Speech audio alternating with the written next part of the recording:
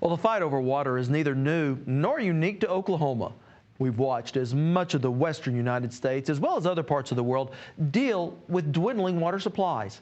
And while Oklahoma is blessed with lots of water in much of the state, such abundance does lead to its own set of problems.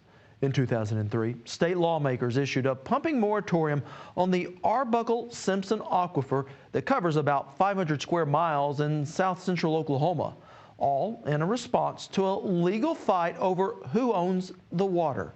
Our Keith Smith is here to tell us how the end of a 5-year study could be just the beginning of Oklahoma's water future. Rob, that's right. This all started from a plan to pump out what would be billions of gallons of water to central Oklahoma. The state Senate passed a moratorium on selling water from the aquifer in 2003 until they could find out more. We now know a lot more. What we don't know is exactly what's going to happen. If you want to know more about where the town of Tishomingo gets its water from, you'll want to talk to a local like John Bruno. There's over 100 springs that come out of the Arbuckle Simpson aquifer. All those springs run into little streams, which run into bigger streams, which run into creeks, which run into rivers. Nearly 40,000 people in the area depend on the aquifer for drinking water, water that they believe could have been in jeopardy. You don't recognize the value of your water till you don't have it, or you're threatened with losing it. And I think that's what people thought, was that, gosh, we're going to lose some of these beautiful resources that we have around here.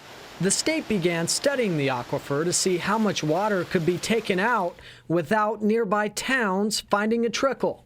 When cities grow, attract industry, one of the key components of that is to have a reliable water supply.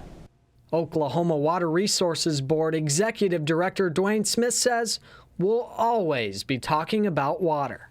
It's always an issue. When you look at the 100-year hydrograph of water in Oklahoma, we've had periods of drought, periods of flood. Nobody wants this to dry up. Amy Ford has helped lead a grassroots movement aimed at protecting the aquifer. It's not an I issue, it's a state issue, it's a we issue, and we need to make sure that we have enough water for the entire state. We've been working together to find the information needed to give the Water Board. Geologist Noel Osborn may know more about the Arbuckle Simpson aquifer than anyone has ever known before. We've had a multidisciplinary team full of geologists and geophysicists and biologists, sociologists, meteorologists, you name it, they're on this team. A lot of work above and below ground. If we put this many wells in this location, what's the impact going to be? They found that to keep the water flowing for future generations, more would have to be done to use less. We know that the storage of this aquifer is very, very small, and that means that there's not a whole lot of water to be withdrawn from it, especially if you're looking at the impact on surface water. With the new understanding comes a responsibility.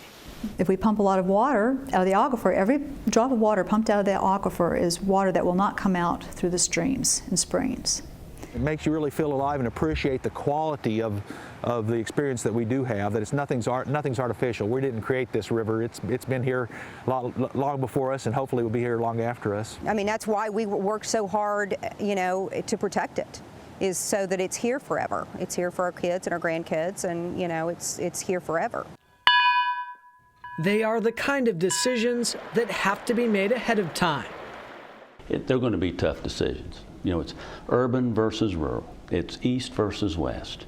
You know, we've got all of those things, and what we have to be able to accomplish as a state is to put all of those people, as Robbie Robbins said, one of our water pioneers, all of those people pulling the same way on the wagon. If we do that, then we're going to have a very optimistic future. If we don't, we're going to tear the wagon apart. The science is there. We have a sound, defensible model that we can use, and we can simulate various options, and we can answer questions to help us get to that final answer. An answer that will keep the water flowing for future generations.